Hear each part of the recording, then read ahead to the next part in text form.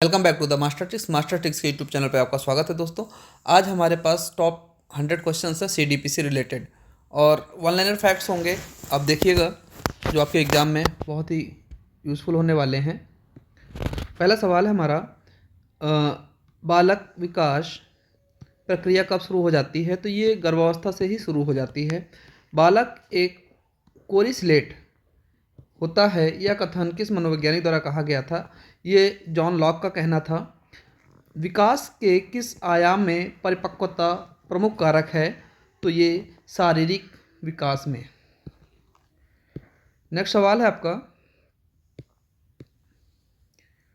मनुष्य जो कुछ भी बनना होता है वह 4-5 वर्ष की आयु में बन जाता है, यह कथन सिगमंड फ्रायड का था। शैशवावस्था में सीखने का आधार क्या होता है? तो ये होता है अनुकरण। बच्चा अनुकरण करके ही सीखता है। बालक किस अवस्था में जिज्ञासा की प्रवृत्ति अधिक दिखाई देती है? ये होती है पूर्व बाल्यावस्था। और नैतिक विकास का सिद्धांत किसने दिया था? ये दिया था कोहलबर्ग ने।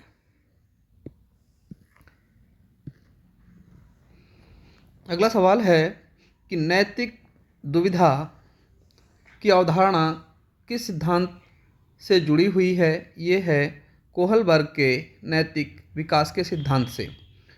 संज्ञानात्मक विकास की कितनी अवस्थाएं होती हैं? ये जीन पियाजे जी ने 4 अवस्थाओं का वर्णन किया है। अगला है आत्म केंद्रितता की विशेषता पियाजे की किस अवस्था में पाई जाती है? ये होती है पूर्व संक्रियात्मक अवस्था में।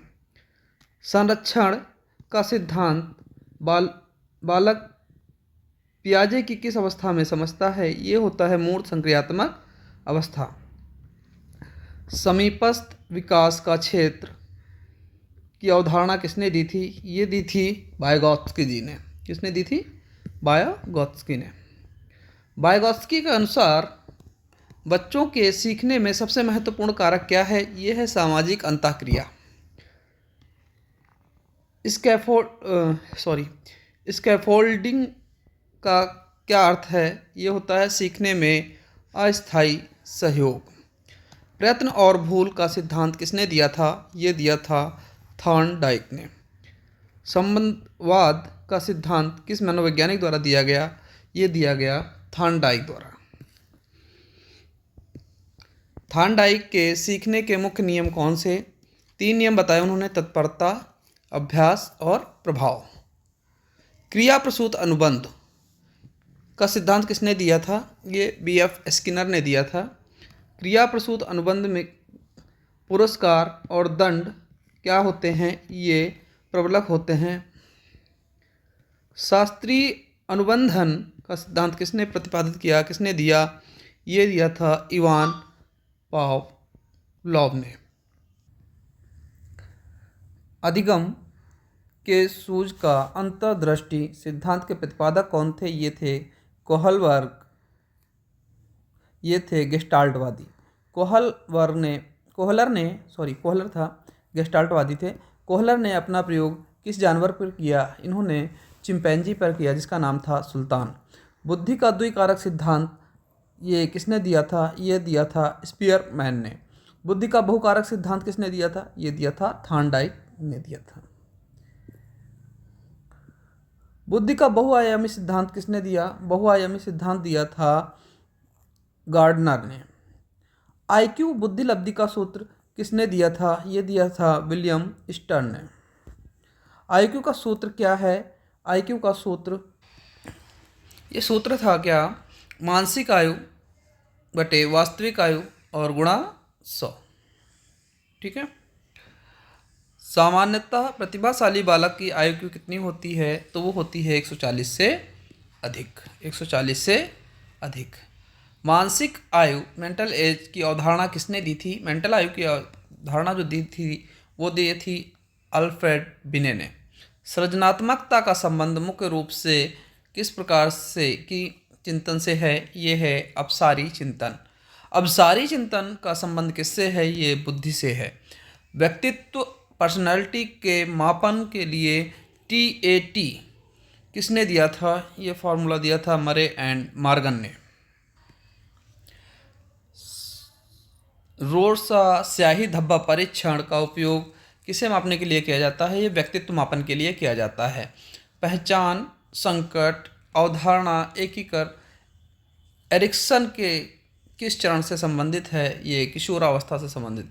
किशोरावस्था को बड़े बदलाव, तनाव, तूफान और संघर्ष की अवस्था किसने कहा था? ये स्टैनली हॉल ने कहा था। NCTE राष्ट्रीय अध्यापक शिक्षा परिषद का मुख्य कार्य क्या होता है? ये शिक्षा को मानकों को बनाए रखना। शिक्षा का अधिकार अधिनियम RTE 2009 के अनुसार प्राथमिक स्तर पर शिक्षक और छात्र का अनुपात क्या है? ये 1:30 का है। 1:30 का। सतत और व्यापक मूल्यांकन CCE का मुख्य उद्देश्य क्या है? छात्र के सभी पक्षों का मूल्यांकन करना, शैक्षिक और सहशैक्षिक। नैदानिक परीक्षण क्यों किया जाता है? यह छात्र की सीखने में कमी का पता लगाने के लिए किया जाता है। उपचारात्मक शिक्षण कब किया जाता है? ये नैदानिक परीक्षण के बाद कमियों को दूर करने के लिए किया जाता है। समावेशी शिक्षा जो है का मुख्य सिद्धांत क्या है? सभी बच्चों को एक ही स्कूल में एक साथ पढ़ाना। पठन विकार रीडिंग डिसऑर्डर को क्या कहते हैं? डिसलेक्सिया कहा जाता है। लेखन विकार को क्या कहते हैं? डिस्ग्राफिया कहते हैं। गणितीय गणना विकार को क्या कहा जाता है? डिस्कैल्कुलिया कहा जाता है। गिलफोर्ड ने बुद्धि का कौन सा सिद्धांत प्रतिपादित किया? या त्रिविमीय संरचना सिद्धांत दिया था। सीखने का स्थानांतरण किस स्थिति में सबसे अधिक होता है? ये सकारात्मक स्थानांतरण होता है। अभिप्रेरणा मोटिवेशन का कौन सा सिद्धांत मांगों के पदानुक्रम पर आधारित होता है? ये मैस्लो का आवश्यकता पदानुक्रम सिद्धांत है।